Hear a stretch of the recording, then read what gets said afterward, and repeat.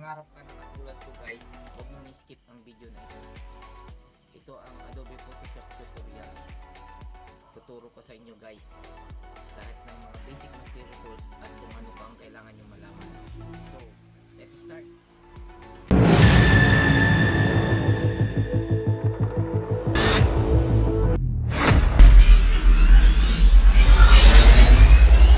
So, before I start my part 1 continuation basic mastery tools, andito lahat yung mga nag-comment sa dalawang video ko na unang naka-upload regarding sa tutorials ko. Yan. Okay guys, I would like to thanks the following your mga comments sa basic mastery tools of Adobe Photoshop sa Tagalog tutorial easy to understand. Kay Alemar, kay Ma'am Babes, and as follows yung mga comment dyan. Salamat sa nagtitiwala kay APPG Vlog. Dito patuloy na humihingi ng suporta nyo guys. Please comment, share my tutorials regarding sa Adobe Photoshop. So mga yan guys, ang sumusuporta sa akin, salamat sa inyong lahat. Yan, yung Tagalog version, simple introduction of Photoshop. Marami din dito na nag-comment. So, mega love shout out sa inyong lahat. Yan, si Silchem, galing host. And marami pang iba dyan. Yan. And before I continue, mayroon akong i-share sa inyo na greetings sa birthday ko. Yung una is i-share ko ngayon, and the rest dito sa dulo ng aking tutorials para salitan guys. So maraming salamat. Panoorin nyo ito guys. Hello guys! Kumusta po kayo? Guys, natutuwa ako sapagkat isa ako sa nabigyan ng pagkakataon na makabati sa ating birthday celebrant na si Kabsat Nelson. So ayan Kabsat Nelson, nandito na ako. Binabati kita ng maligayang kaarawan. Ang wish ko sa iyo or ang dalangin ko para sa iyo ay patuloy kang bigyan ng guidance and protection ng ating Puong May Kapal. Lalo't alam natin na napaka-risky ng iyong work. So, saan ka man madistino, nandun yung kanyang paggabay sa iyo. At syempre, good health sa iyo, maging sa buo mong pamilya, sa mga mahal mo sa buhay. At syempre, yung mga panalangin mo rin, mga pangarap mo sa buhay, naway sagutin na ng ating Puong May Kapal. At guys, si Kabsat Nelson pala guys ay napaka-supportive. Kaya sa mga hindi pa po nakadikit sa kanya, guys, dikit na kayo dyan. Sigurado 101% ang support niya na ibibigay sa inyo. Subok ko na yan guys. At marami yang ninja. Kilala ko yung mga ninja niyan. Ayan. Binuking. Pero guys talaga lalo dun sa mga maliliit pa yung bahay at yung watch hour. Guys, ayan. Pi-playlist niya kayo niyan. Promise. So, wag niyong kalimutan guys. Ang ating Kabsat na si Nelson. Love you Kabsat. Mama chup chup.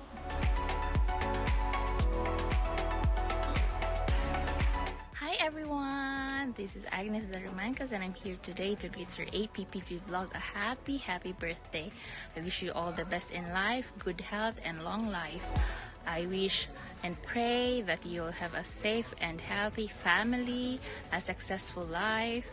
I pray also that you'll have a successful YouTube channel, APPG Vlog.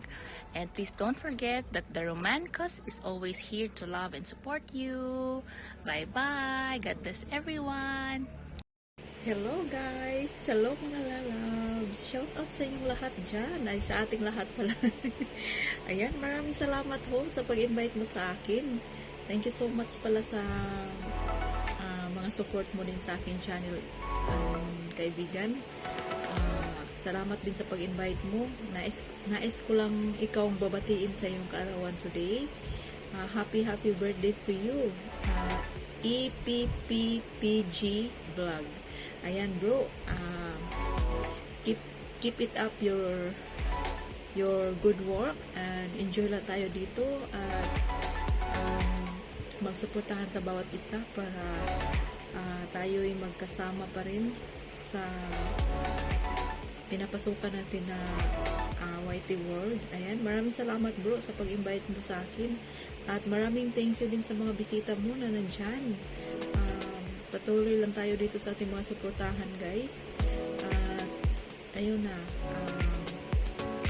Sana may pakain ngayon si Po sa atin. Ayan, maraming salamat bro sa pag-imbita mo talaga sa akin ha. Isa ako sa napili mong inimbitahan dito sa iyong birthday. Ayan, again, happy birthday to you and God bless always and enjoy your day. And again, happy birthday and it's me, Deji Love and Shiny, ang babaeng walang pahinga. Bye! Tayo sa pangalawang bahagi ng Basic Mastery Tools dahil hindi natin natapos noong una. So pagpapatuloy natin. So nandito na tayo sa craft tools guys. So gagawa tayo ng panibagong project para makita natin. Yan, mag-new tayo and itong 8.511 na naka-custom niya ang gagamitin natin guys. And place embedded, maglalagay tayo ng ating subject. Yan, ating subject. So ito yung subject natin guys, isang model na lalaki. So gagawin natin is i-crop natin to guys. Di naman lingid sa alaman, ang crop tool ay mayroon din tayo sa cellphone natin guys. So yung gamit ng crop tool is trim or expand the edge of an image. So adjust the size kung anong gusto mong kunin na part. Ganito lang ito guys, yung nakikita nyo dyan sa my screen. Kung matapos mo na itong ma-adjust yung image, just click the following. So ganito guys, yan Pag once na click ko ito guys, nagpapakita yung mga settings. Yan. So dito guys, no? So gagawin natin, ang masiselect lahat is yung buong image, yung buong layer, no? So anong gagawin natin? Kunin lang itong nating subject, i-adjust natin lahat kanyang sides. Yan, tanggalin natin yung butas. Yan. So once na na-select mo guys, yung move tool lang natin, click lang natin itong move tool para ma-select yung print up natin. Yan. So ito na guys, yung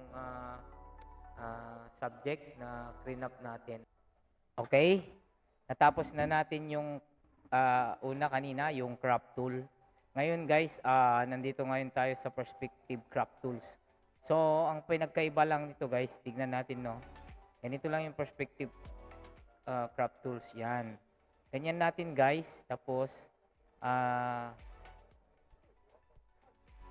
pwede mong i-adjust yung edge niya kung paano mo kukunin yung subject guys. Hindi kagaya kanina na corner to corner lang kanina. So ito, pwede mong i-adjust yung side, yung corner, kung paano mo kunin yung layer, yung pinaka-subject guys. Yan. Yan. Bukan natin guys. Yan. So, parang freehand din, no? Yan. Pwede mong i-adjust. Yan. So, once na na-adjust mo guys, kunin mo ito guys, yung icon check dito sa taas. Check mo, yan. Or, yan. So, ito na siya. Yung kalabasan niya guys. Yan, yung example ng perspective crop tools. Itong slice tools and select slice tools, hindi na natin i-discuss yan guys. So, tapos na natin yung crop tool at yung perspective tool. Ang pinagkaiba lang dito guys is yung perspective, pwede mong i-adjust yung corners niya. Pero yung crop tool, isang beses mo lang, puro naka-specific siya. Next is the frame tool. So, maglabas tayo ng bagong image guys, kasi hindi niya kaya ito. So, ganyan na guys. Then, move tool again. Then, make sure guys na yung layer natin is magkasunod-sunod, no? Background and yung subject natin na layer na copy. So, may copy maker yan. And then, gagawin natin guys is itong frame tool. So, create tayo guys. And once na-click natin dito, nandito yung settings niya. Make sure na yung i-click natin guys is itong pabilog. So, nakaklik na tayo sa pabilog. And then, dito tayo, make sure na check natin yung pinaka-circle niya nito guys. Yan. So, yan. So, ayusin natin guys yung pabilog niya. Yan. So, re-release natin yung clinic natin na left. And then, mag-input tayo ng example na image. Please embedded. Yan, itong ito. Ganda. Yan. So, nakita nyo ngayon guys, yung kagandahan niya. Yan. Click tayo, linagay natin dyan. Yan yung example ng face ng frame tools. Yan. So, okay. Nakuha. So, next is itong eyedropper tool. Itong eyedropper tool, dami niyang sub-tool guys. Tingnan natin yan. 1, 2, 3, 4, 5, 6. So, ito guys, di na masyadong ginagamit. Getting the color into pan. Parang ganito. So, di na natin gagamitin itong tools na ito guys. To sample, click natin yung hinahanap nyong kulay na nandyan. So, ito ganito lang yan guys. Eyedropper tool. Yan o. So, dito no. Kikita nyo dito guys. Sa may color. Yan. So, mayroon din tayong spot healing brush tool. Ito yung next, no? Spot healing brush tools, spot healing brush tool, spots tool, contact hour move tool, and red eye tool. So guys, dito lang tayo mag-focus sa may dalawang tools. Yung spot healing brush tool and the pot tool. So the rest di na natin gagamitin. Dito na lang tayo sa dalawa, spot healing at saka pots tool. Sa spot healing brush tool, yung spot na to gusto mong i-heal, no? So mag-sample tayo guys. Mag-insert tayo ng panibago, mag-new. Sample natin guys itong babae, no? So palakihin muna natin. So gusto natin maging similar sa surroundings nito kasi may nunal siya. So siya malinis maging parehas sa surroundings pixels niya. Kagaya nito, may ganito siya, no? You can use this spot healing just setting up. Dapat sakto lang, no, ang size. So gawin natin. So spot breathing. Yan, no? So itapat mo lang dito sa may bilog. Ganyan siya. So dapat gawin natin yung same lang. Tapos yung hardness, ganyan na siya, no? Laruin nyo na lang ito guys, no? Yung hardness, yan. So yung tapat na tapat, yan. So ang paggamit nito guys ay click yung mouse sa alt, then i-save nyo lang siya dito. Kung ganit, ito yung ginamit nyo, yan, i-click nyo lang, continue, yan. Restore automatic sample pixel 2, yan. So itatapat nyo lang dito guys, yan. Okay, tapos click nyo dyan.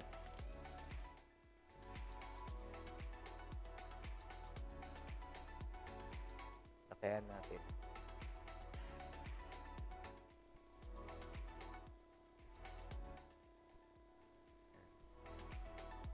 Masyadong maliit guys. Yan, ganyan siya. So ganyan, tapat mo dyan, tapos bitaw, click, yan. O ulitin natin guys kasi masyadong maliit. Yan, ganyan siya. Alt. Then, bitaw. Yan, di ba? Wala na siyang nunal. Yan. Bitaw. Yan. Ganyan lang siya guys. Ang paggamit ng spot healing brush tool. Talin nyo yung mga dirty para maging same dun sa kanyang background sa surroundings niya. Yan. Sa paligid niya. So, okay na. Na tayo sa spot healing brush tool. So, next is yung path tool. Path tool naman tayo guys. Pag clinic mo dyan, makikita mo naman. So, mayroon na naman tayong sample. Yan doon natin to guys, no? Or maglagay na lang tayo ng panibagong background. Or new. Para kita nyo guys. Create. Yan. File. Then, flash invaded. Ito naman guys. Gusto natin gawing background ito kaso lang mayroong mga ibang object na nandyan sa loob ng background. Gawin natin sanang background tong grass pero may marami siyang another object sa loob ng image, no? Or layer. So, ang gagawin lang natin guys, gamitin natin tong path tool. So, ang paggamit lang yan, laki natin, no? Yan. Select mo lang ito, guys. Yan. Kung natapat mo dyan, yan. Select mo lang. Wala lang tayo ng, sundan nyo mo lang yung edge nitong,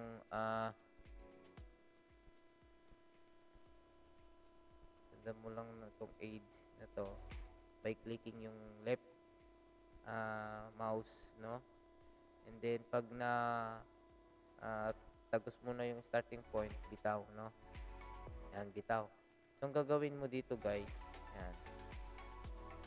Okay. Ililipat mo lang, hanapan mo lang siya ng hanap ka lang ng area, no?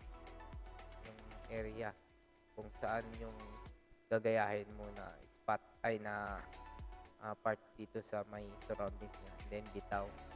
So ang linis, no guys, tignan. Yan. Kung paano tanggalin itong naka-highlights na running itong highlights na ganito. Mag-click ka lang dito guys. Kahit saan. And then click mo lang dito sa loob na naka-highlight. So ganun lang.